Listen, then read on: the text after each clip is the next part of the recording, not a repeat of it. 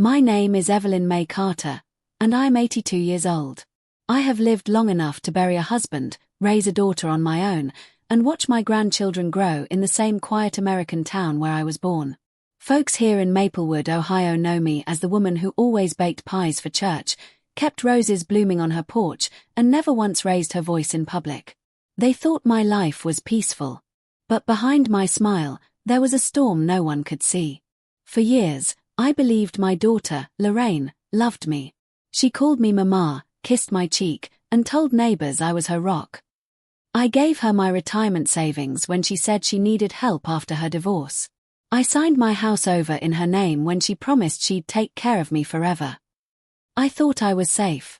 I thought love protected me. But on the morning of my 82nd birthday, I discovered the truth. Lorraine didn't love me, she only loved what she could take from me. That day, I overheard her on the phone, laughing with her new husband. Her words pierced me deeper than any knife. She won't last long. Once she's gone, everything's ours. My knees buckled, and the cake knife slipped from my hand onto the kitchen floor. She was talking about me, her mother, the woman who raised her from nothing. I pressed my back to the wall, trying not to breathe, trying not to believe what I'd just heard. My daughter, my own flesh and blood, was waiting for me to die. And that's when I realized. Lorraine hadn't just betrayed me, she had been secretly destroying me all along. But she had no idea that the old woman she thought was weak was about to become her greatest mistake. I wasn't always an old woman with shaky hands and fading eyesight. Once, I was young, strong, and full of dreams. I grew up on a farm outside Maplewood, Ohio, where the air smelled of cut hay and the nights were so quiet you could hear the crickets sing. My parents taught me the value of hard work, get up before sunrise, milk the cows, tend the fields, and pray before every meal. When I married Henry Carter, I thought my life was set. He was tall, kind, and had that steady way of speaking that made you believe in tomorrow. Together, we built a small home, nothing fancy, but it was ours. I thought we would raise a family with laughter and love. And for a little while, we did. Then came Lorraine, my only child. I still remember the first time I held her, her tiny fists balled up, her little mouth crying like the world owed her something. From the start, she was fiery. I told myself that meant she was strong, that she would survive anything this world threw at her. I promised her a good life, no matter what it cost me. But life has a cruel way of testing promises. When Lorraine was just 8, Henry collapsed in the barn one morning and never got up again. A heart attack, the doctor said. Just like that, I was a widow at 34, with no savings, a mortgage on the house, and a child who needed me more than ever. I took every job I could, cleaning houses, working at the diner, sewing for neighbors late into the night. My hands cracked and bled from scrubbing floors, but every penny went to Lorraine. When she wanted piano lessons, I found a way. When she wanted new dresses for school, I sewed them from scraps. I went without, but she never did. I raised her to believe she was special. And she was. She was smart, quick with numbers, and she had a smile that could light up a room. But as she grew older, that smile turned sharp. By high school, she had learned the art of getting what she wanted. I'd tell her no, and she'd cry, scream, slam doors, until I gave in. I told myself it was just teenage behavior. That once she matured, she'd appreciate the sacrifices I made. But looking back, I see it now, the seeds of her betrayal were already growing. Still, I never stopped loving her. When she went off to college, I cashed in my savings bonds to pay for her tuition. I skipped meals so I could send her grocery money. And when she married a smooth-talking man named Calvin Reese, a man I didn't trust from the moment I saw his slick grin, I stayed silent. Because Lorraine said she loved him. Because she said he made her happy. I believed her. I wanted to believe her. But even back then, before the lies, before the phone call I overheard on my birthday, I could feel something shifting between us. It was in the way she called me less often. The way she rolled her eyes when I reminded her to visit. The way she seemed to only remember me when she needed help. I should have seen it coming. I should have known. But a mother's love is blind. And mine was blind enough to raise the very person who would one day plan my downfall. By the time Lorraine was in her 30s, I thought I had done my duty as a mother. She had a good education, a stable job at a bank, and 2 children of her own. I remember sitting on the porch one summer evening, the cicadas buzzing in the trees, thinking, maybe now I can finally rest. Maybe now she will take care of me the way I once took care of her. But rest never came. It started with little things. Phone calls late at night. "Mama, can you watch the kids? Just for a few hours?" I always said yes, even though my back ached and my knees throbbed from arthritis. Then it was money. "Mama, we're behind on the mortgage. Just a little loan until Calvin's paycheck clears." I gave her what I had, even dipping into the retirement savings Henry left me. Each time she promised, "I'll pay you back, Mama. You know I will." But the money never returned. One day, I went to the bank to withdraw a little cash for groceries. The teller frowned, whispered something to her supervisor, and then told me my account was nearly empty. I froze. I had worked for 40 years, scrubbing floors, sewing until my fingers bled, saving every nickel, and suddenly it was gone. When I asked Lorraine about it, she didn't even flinch. "Oh, Mama, don't be so dramatic," she said, rolling her eyes. "You weren't using that money anyway. We needed it more than you." Her words hit me harder than a slap. But the way she said we, like I was no longer part of her family, cut me deepest. From that day forward, I noticed everything. The way Calvin smirked whenever I signed a check. The way Lorraine avoided my eyes when she asked for just a little more. The way my grandchildren started treating my house like it was already theirs. I wanted to confront her. To scream. To remind her of every sleepless night I spent working just to give her the life she had. But when I opened my mouth, nothing came out. Because mothers don't fight their daughters. Mothers forgive. At least, that's what I told myself then. But forgiveness has limits. And that summer, I reached mine. Because one afternoon, while folding laundry in the spare room, I stumbled across a letter slipped into one of Lorraine's purses. It was from the bank. Not addressed to her, but to me. It was a foreclosure notice. On my own home. The day I found that foreclosure notice, my hands trembled so badly the paper nearly slipped through my fingers. I sat down on the edge of my bed, my heart pounding against my chest like a drum. My name, Evelyn Mae Carter, was printed in bold at the top. My house. My safe place. My one anchor in this world. And it was slipping away because of my own daughter. I waited until supper that evening, when Lorraine stopped by with Calvin. The children ran straight to the backyard, laughing as though nothing was wrong. I held the letter in my hand, folded and refolded until it was soft like fabric. When Lorraine walked into the kitchen, I placed it on the table between us. "What is this, Lorraine?" I asked, my voice quiet but firm. She barely glanced at it. "It's nothing, Mama. Just paperwork." "Paperwork?" My voice cracked. "It says my house is being foreclosed. Did you sign something in my name?" Her eyes darted to Calvin, who leaned against the counter with that smug grin I'd come to hate. Lorraine sighed and crossed her arms. "You don't understand. We needed collateral for a loan. You weren't using the equity, Mama. We did it for the family." For the family. The same excuse she always used. I felt heat rise up my neck. "This is my home. Your father and I built our lives here. I raised you in these walls. How could you?" Before I could finish, Calvin cut me off. His voice was smooth, but his words were sharp as knives. "Evelyn, let's be honest. You're old. You can't keep up with this place anymore. Wouldn't it be better if we handled the finances? You should be thanking us." Thanking them. For stealing the roof over my head. I wanted to scream, to pound my fists against the table, to throw them both out of my house. But instead, I felt something inside me break, like glass shattering. My body sagged against the chair. I realized, in that moment, that I was powerless. I had signed too many papers without reading, trusted too many promises, loved too blindly. And yet, beneath the shame and heartbreak, something else stirred. A tiny ember deep in my chest.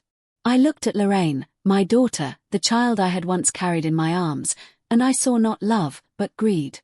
Not family, but betrayal. And I made myself a silent promise.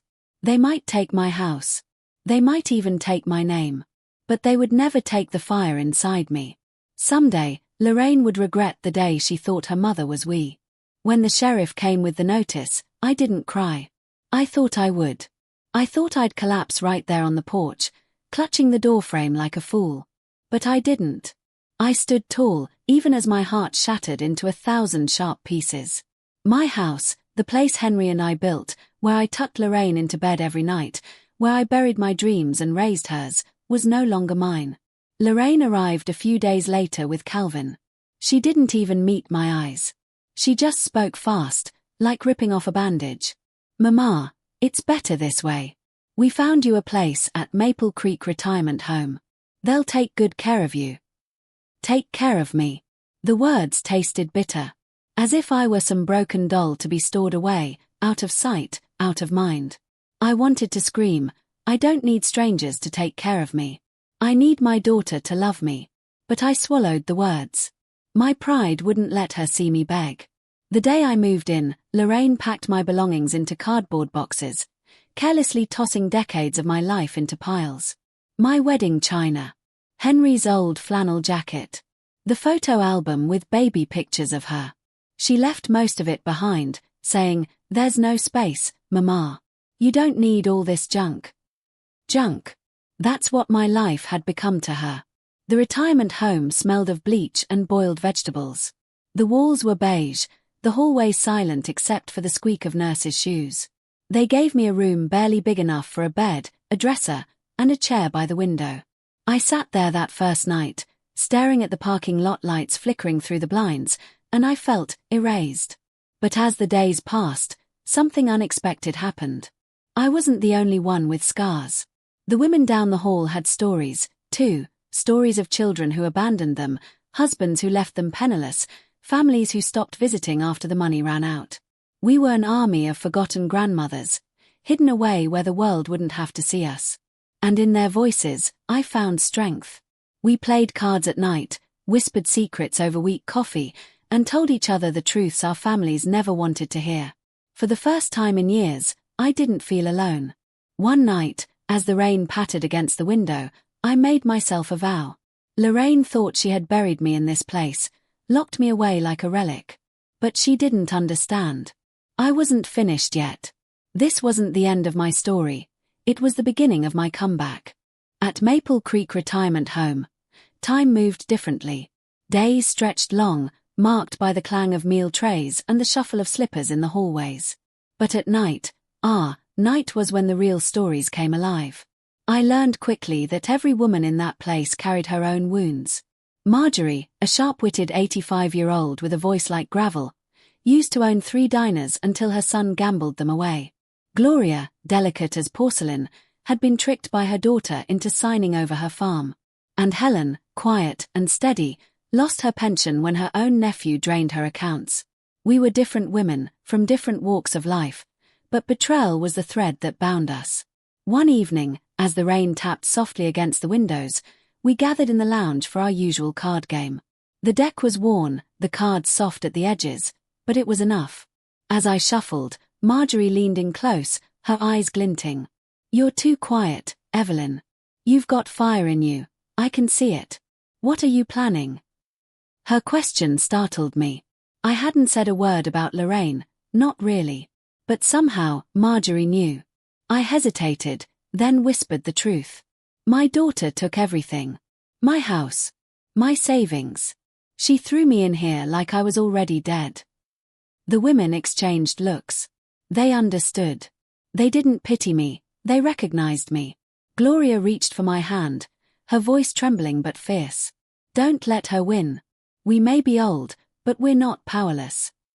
Her words struck me like a spark. For weeks, I'd been swallowed in shame, replaying Lorraine's betrayal over and over. But now, I felt something shift. Maybe I wasn't as helpless as she wanted me to believe. That night, lying in my narrow bed, I couldn't sleep. I thought about every sacrifice I'd ever made for Lorraine. Every penny I'd earned with calloused hands, every dream I'd buried so hers could bloom. And for what? So she could laugh about my death over the phone? No. That wasn't going to be the final chapter of my story. Slowly, a plan began to form, not of violence or cruelty, but of truth. I had one weapon Lorraine had overlooked: my voice. My memories. My story. She had stolen my money, my home, even my dignity. But she hadn't silenced me yet. And if I told my story in the right way, to the right people, Lorraine's empire of lies would come crashing down. The next morning, as the sun spilled pale light across the nursing home courtyard, I felt sharper, more awake than I had in years. My daughter thought she had buried me in silence, but she didn't know that silence can be the most dangerous weapon of all. I started small. I asked the staff for access to the public library computer, pretending it was for genealogy research. The young nurse, Shayla, smiled kindly and set me up with a login. She thought I was just another grandmother searching for family roots. She had no idea I was digging for evidence. Piece by piece, I began tracing my past: bank statements, property records, old tax returns. Some files were gone, swept away under Lorraine's forged signatures, but others remained buried in the system. And what I found made my stomach twist. My name was still on certain accounts. Certain deeds. Lorraine and Calvin hadn't erased me completely, they had been careless. Meanwhile, I leaned on my new friends in the home. Marjorie introduced me to her nephew, a lawyer who visited her every Sunday. "He owes me," she said with a wink. And when I met him, a soft-spoken man named Russell Dean, I saw a glimmer of hope. He agreed to look over the foreclosure papers and promised me one thing: if they forced you into this without proper consent, Evelyn, they're in deep trouble. But it wasn't just the legal trail I was after. It was the story. The truth Lorraine had buried under charm and lies. Every time she visited, which was rare now, I wrote down her words after she left. Every insult, every slip of the tongue, every careless laugh about my so-called uselessness. I recorded the details not out of spite, but out of strategy. Because stories matter. And I knew if I could tell mine, people would listen. At night, I sat by the window with Gloria and Helen, whispering my plan. "She thinks I'm powerless," I told them. "But I still have something she can't take, the truth. And I'm going to make sure the world hears it." Gloria squeezed my hand. "We'll help you, Evelyn. Whatever it takes." It was then I realized I wasn't just fighting for myself. I was fighting for all of us, every grandmother silenced, every woman betrayed, every forgotten soul left to fade away. And with each day, my fire grew hotter. Lorraine believed she had erased me. But I was gathering the pieces, slowly and quietly, until the day I could put them all together, sharp enough to cut her lies wide open. Lorraine hadn't visited me in weeks. That was nothing new, she only came around when she wanted something. But when she finally appeared one Sunday afternoon, wearing her polished smile and perfume that smelled too expensive for a banker's salary, I was ready. She walked into my small room with Calvin at her side, his arm draped around her like a snake. "Mama," she said brightly, "we just wanted to check on you." I studied her face carefully. She looked younger somehow, her nails fresh, her purse designer. I wondered which piece of my life she had sold to buy it. I forced a smile. "Oh, I'm doing just fine here, Lorraine. Better than you think." Her eyes narrowed for just a second before she covered it with another grin. "That's good, Mama." I leaned forward, lowering my voice. "I've been looking over some old paperwork. Interesting things, really. It's funny how mistakes can come back to haunt people." Calvin shifted uncomfortably. Lorraine's smile tightened. "What kind of mistakes?" she asked. I let out a soft laugh. "Oh, don't you worry, dear. You know me, I never forget anything." For the first time in years, I saw her falter. Her hands fidgeted with the strap of her purse. I had struck the nerve I was aiming for. After they left, I stood at my window, my chest buzzing with a strange new energy. For too long, I had been their victim. But now, I was pulling the strings, slowly, carefully, the way you test a chain before breaking it. That evening, I met with Russell, Marjorie's nephew, in the home's lounge. He had uncovered something big. "Evelyn," he said, sliding a folder toward me, "your daughter committed fraud when she transferred the deed. I can prove it. Legally, You may still have rights to your home. The words nearly knocked the air from my chest. My home, Henry's home, wasn't lost forever. For the first time in years, hope bloomed inside me. But this wasn't just about bricks and wood anymore. This was about power. Lorraine thought she could silence me, erase me. She thought she could bury me in this place and laugh while she lived off my life's work. She had no idea I was already digging my way out. I chose my battleground carefully. Lorraine expected me to stay hidden, weak, tucked away inside Maple Creek like a ghost. But I wasn't going to let her dictate the ending of my story. The local church was hosting its annual harvest supper, a tradition older than me. Everyone in Maplewood would be there. Families, neighbors, old friends who still remembered when I was young and strong, carrying Lorraine on my hip. Lorraine and Calvin always attended too, parading themselves as a respectable couple. It was the perfect stage. I arrived with Marjorie, Gloria, and Helen at my side. We weren't just 4 old women hobbling in with canes, we were an army. And in my purse, I carried Russell's file, proof of fraud, signatures forged, bank documents twisted into lies. My hands shook, not from fear, but from the weight of the moment. Lorraine spotted me first. Her smile froze on her face like ice. "Mama," she hissed when she reached me. "What are you doing here?" I looked her straight in the eye, taking back my voice. Before she could drag me aside, Pastor Whitfield clapped his hands for attention. The microphone screeched, and the chatter hushed. It was my chance. My heart thundered, but I stepped forward. "Friends," I said, my voice trembling at first, then growing stronger, "I've lived in this town all my life. You've known me as Evelyn Mae Carter, widow of Henry Carter, mother of Lorraine Reese. For years, I kept a secret. I stayed quiet, ashamed of what was happening behind closed doors. But tonight, I won't be silent anymore." Lorraine's face blanched. Calvin tugged her arm, whispering harshly, but I pressed on. "My daughter, my own flesh and blood, took my home, my savings, my dignity. She forged my name, drained my accounts, and left me in a nursing home while she laughed about my death." Gasps rippled through the crowd. "But here," I held up the folder, Russell stepping forward beside me, "is the proof. Every lie, every signature, every theft. The truth is right here." The room erupted. Neighbors murmured. Old friends shook their heads in disbelief. Lorraine stammered, her voice breaking. "Mama, how could you?"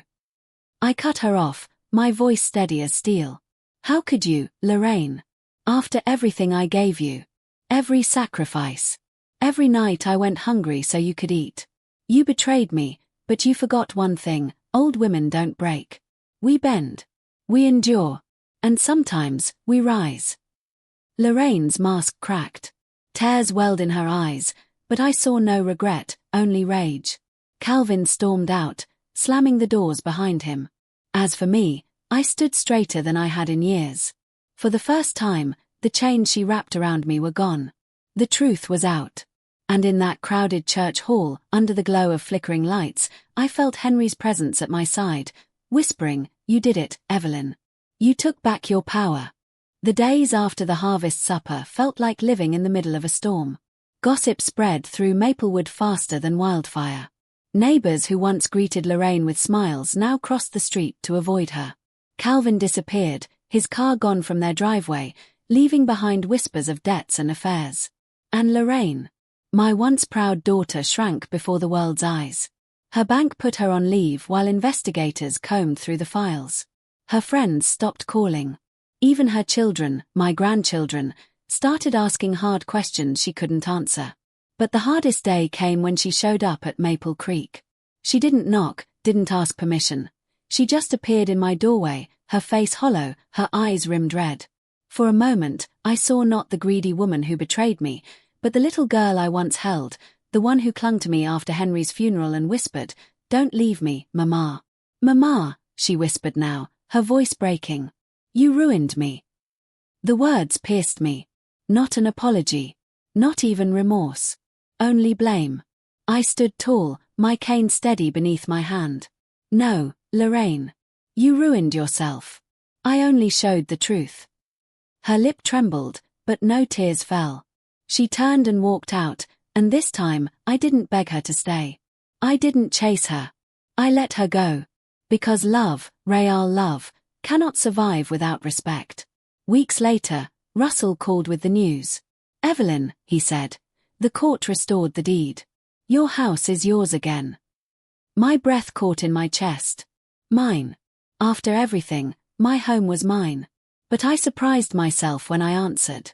"Thank you, Russell. But I think I'll stay here for now." Because somewhere along the way, Maple Creek had become more than a prison.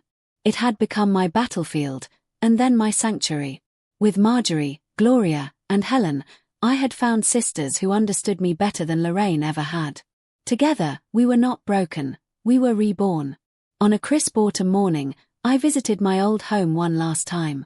The roses Henry planted still grew wild along the porch, though the shutters sagged. I laid my hand on the weathered wood of the door and whispered, "Thank you for holding me all these years." Then I walked away, stronger than I'd ever been. Because my story wasn't about what was taken from me. It was about what I reclaimed, my dignity, my voice, my fire. Lorraine's betrayal didn't destroy me. It made me powerful.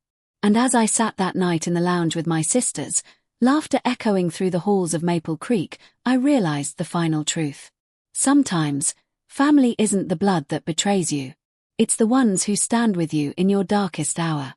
White right pointing backhand index, the end. Evelyn's redemption is complete. She turns her betrayal into her greatest strength.